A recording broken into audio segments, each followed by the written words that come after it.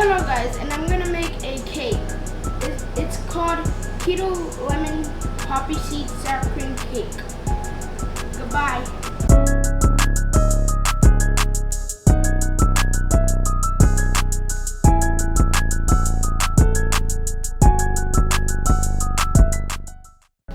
Is it recording? Is it on video? Mm-hmm.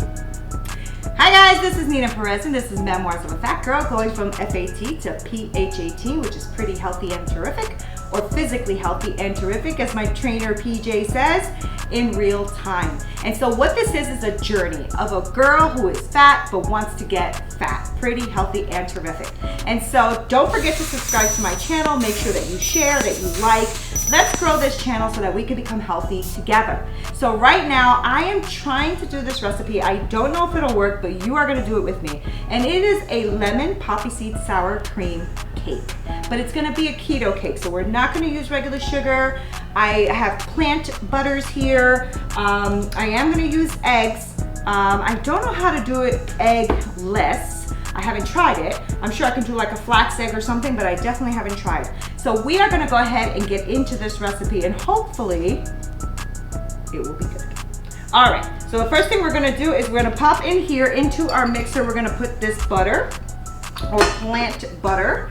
And the reason I use plant butter is just, A, I like the flavor, and B, I actually am allergic to cow milk. And so what happens is, butter is not so bad for me because it doesn't have that much casein, but when I do a regular butter, I'm fine. But if I do like, say, regular sour cream or regular milk and stuff like that, it makes me sick. So I try to find everything either goat milk or sheep milk, or I try to do it plant-based. So in here, I have erythritol and I have monk fruit, and I will put this recipe below so you can see all of the measurements. Okay, so I'm gonna put that in here. I'm trying to do this so that you can watch and at the same time, I'm doing. So we're gonna go ahead and try to put this in here. And we are gonna mix this together until it is really light and fluffy. Okay, so we're gonna mix that in. When we are done mixing this in, we're gonna go ahead and mix our eggs and our sour cream together, or faux sour cream together, and then we're gonna put that into with the egg mixture. So why don't I blend this first, and I'll be right back.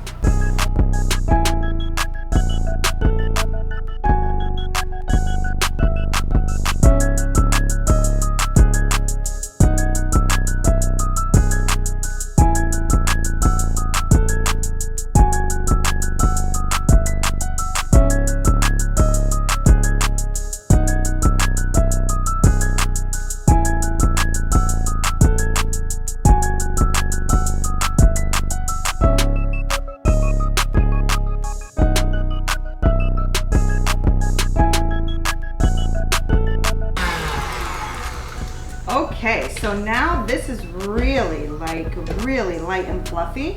See that? It's so nice. So this is nice and fluffy. We're gonna brush this down just to make sure that we have all those sugars on the side. And you do that a couple of times. It takes about 5 or 6 minutes to get it this nice and thick and fluffy like it is here. Once you do that, we are going to now add our vanilla and lemon extract, okay? So I'm gonna mix this in. And like I said, all the measurements will be below for you so that you can make this at home. And hopefully you'll like it. This is for my gluten-free pals and my sugar-free pals. That way you don't break your diet, right? So we're gonna try our best to do this. So now what we're gonna do is we're gonna take the eggs. I'm gonna mix it with the sour cream, or it's like a sour cream. It's called tofutti. I think it's tofutti. It's one of those brands. If I can remember which one it is, because I threw away the package, I'll let you guys know. So I'm gonna mix this together just really quick. It doesn't have to be like really mixed in, because it's all gonna go into this butter mixture. So as this is going to go in next. And then this is gonna get combined really well, and then we're gonna put in our dry ingredients, okay? So let's mix this in.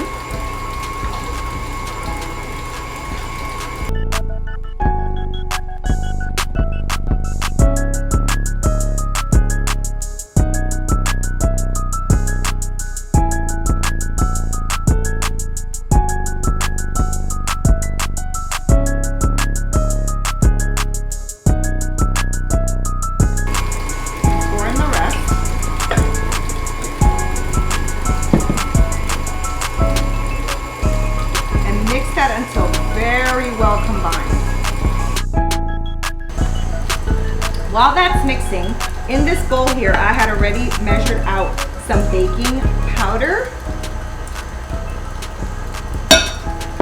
some salt, and I'm gonna mix this together really, really well. So in here, it's literally okay, so I made a gluten-free flour blend that I will attach below. And it's a gluten-free flour blend that I like to use when I do baking.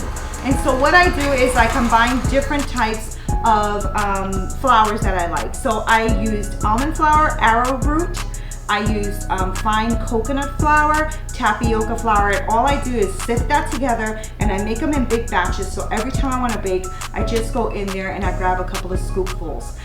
Sometimes gluten-free flours that you find are made with rice flour. So sometimes I want to stay away from all of that carb, all of those rice, you know, all that rice. So what I do is I do it with almond flour instead. So hopefully you guys will find that very helpful when you're baking. And so I think you'll like this gluten-free flour blend. Again, I will put that below. Now, if you don't have a scale, I really suggest that you get one. There is nothing like measuring your product or measuring your ingredients in a scale. Is so great because everything is very accurate. So in here, I'm going to go ahead and put in some of the flour mixture. I'm gonna mix this through. And then we're gonna finish it off by putting in the rest. At the end, we are gonna take all of our amazing poppy seed and we're gonna fold that in. We are gonna put that in a butt pan. I do have a 9x9. I think this might be too big for a 9x9, but let's see. I'm going to, if I can find my spray. Oh, here it is. My spray here. So make sure that you spray this really well because a butt pan, you know, is great until everything gets stuck and then it's not so great. So I tried to get this like non-stick butt pan that I found. And I think I got this in like Walmart or something. So it was super simple. I'm gonna put the rest of my flour in here. There's no xanthan gum or anything in here, so I don't really have to worry too much about like what a gluten effect would be, right? Like over mixing. But you don't want to overmix, so just try to do as best you can to get it together and then pull it off. And so I'm gonna just scrape this down, put it through another quick mix, and done. And now I'm gonna take this off and I am going to put in the poppy seed. It is gonna be a pretty thick mixture. Just letting you know, in case you're like, wow, this is so thick. It is, it's very thick. But almond flour can be thick, and then coconut flour, as you know, is a huge absorber of moisture. So that gets very thick as well. All right, so nice and thick. Take up, I think it's like 2 or 3 tablespoons of poppy seed. I'm gonna leave a little bit though, just a tiny bit, maybe less than a teaspoon, to put in at the end when I decorate. And all I'm gonna do is I'm gonna do a keto-like, I guess it's keto, frosting. So we'll do that as well. As this is baking, we'll get our frosting done. We'll wait for everything to be baked and done. And hopefully, this will be good. So I think, let me just make sure I got everything in here. So we have our plant butter, we have erythritol, we have monk fruit, I have non-dairy sour cream, I have eggs, vanilla, lemon, gluten-free flour blend, baking powder, poppy seed, and salt. Perfect, perfect. You can also put like lemon zest in here too, which I'll probably do for the frosting, just to give it more lemon flavor, because I really, really like lemon flavor. And I know a lot of people are not big lemon or citrus fans. I kind of like it. This is a big cake. I think I could probably even go for a quarter less batter in my predictions here. And this is also a smaller butt cake too, a butt pan I should say. So that could be a part of the problem here. But what I think I'll do is I will bake this, and maybe I'll take some of this extra batter and I'll make like tiny ones. You know what I should try? I should try to see if this works as a microwave cake.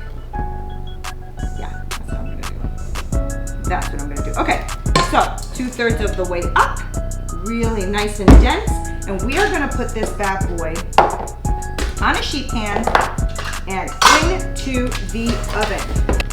All right, let's see what happens. Into the oven, it's super heavy, so we will see. This is going to bake for I'm gonna say 35 to 45 minutes. Then I'm gonna cover it and bake it for another 10 to 15 because as you know, almond flour tends to brown really quickly and I don't want it to become, you know, overcooked. So this is gonna go into the oven. We're gonna come back in a little bit so that we can do the frosting. Well, I'll probably do the frosting right before this comes out of the oven, so we'll be back. All right, you know what? While I have that extra batter, I like to experiment and try things out. I don't know if this will work, but why not? Let's give it a shot. So what I'm gonna do is I'm gonna put some of this batter in here. Maybe like, I don't know, halfway. I'm gonna pop it in for about 45 seconds. Test it, another 30 seconds, test it, and so on. Wish me luck. All right, guys, so I couldn't wait until the other cake was done. So I wanted to test to see if this could be a great microwave mug cake. So basically taking this recipe down to a really small amount. This is hot, but let's see.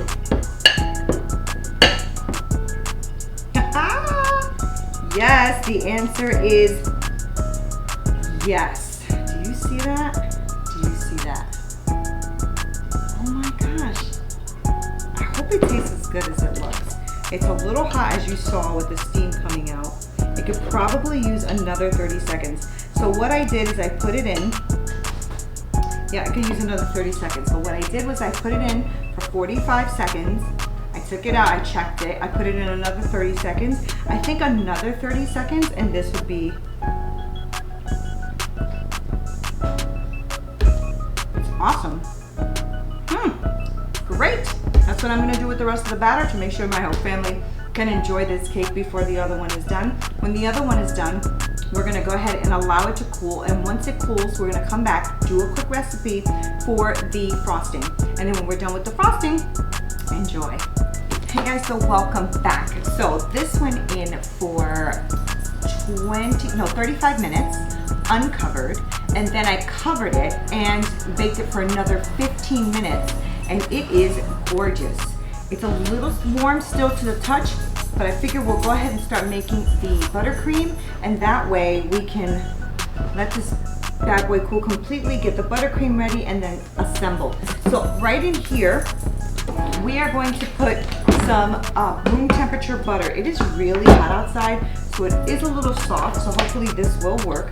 I'm gonna put some vanilla, and I'm going to put in some powdered monk fruit and powdered erythritol. And the reason I'm using powder, that way it's not grainy when you go ahead and mix it with the butter, okay? So we're gonna just let this, let's see, it's so humid that everything is kind of just sticking. So we're gonna put this in here. I am going to get my attachment. I'm gonna whisk this up really, really well until it's nice and fluffy. I'm probably gonna let it get really soft because I like to drape it over the cake. I'm gonna let the cake cool for a little bit and we'll be right back to take care of that. Together, make it into a nice rich buttercream.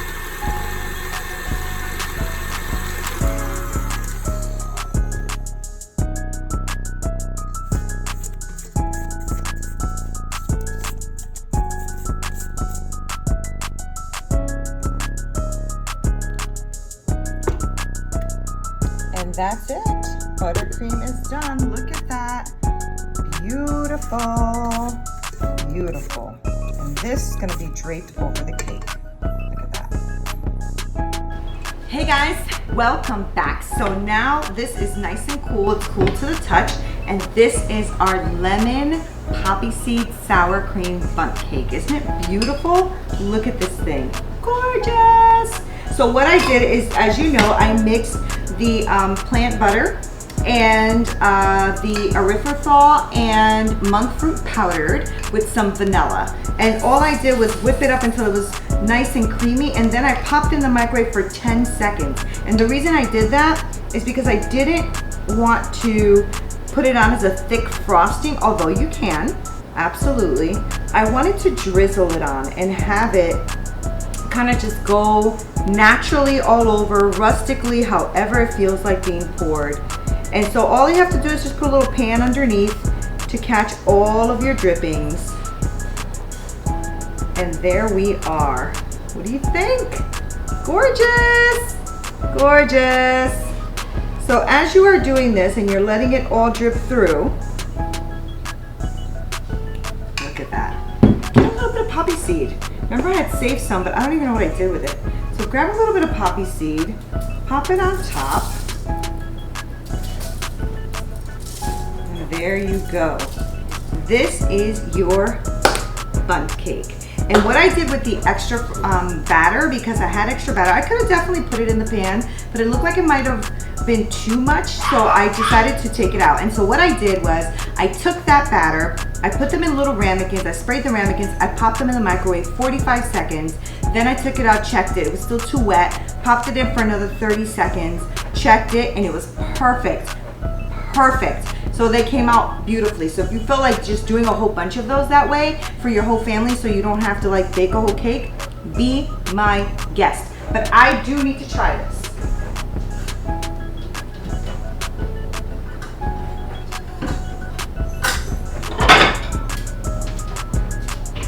Like I always say, right? Food is about like what you think is best, what you like, what you crave. Now, another thing that I would have put on here, but I didn't do it, is zest. I would have taken a lemon, zested the lemon, and put just lemon zest all over this bad boy.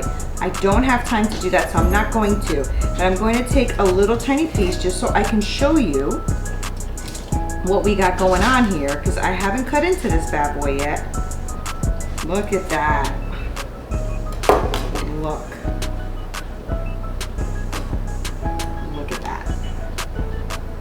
Isn't that gorgeous? Isn't that gorgeous?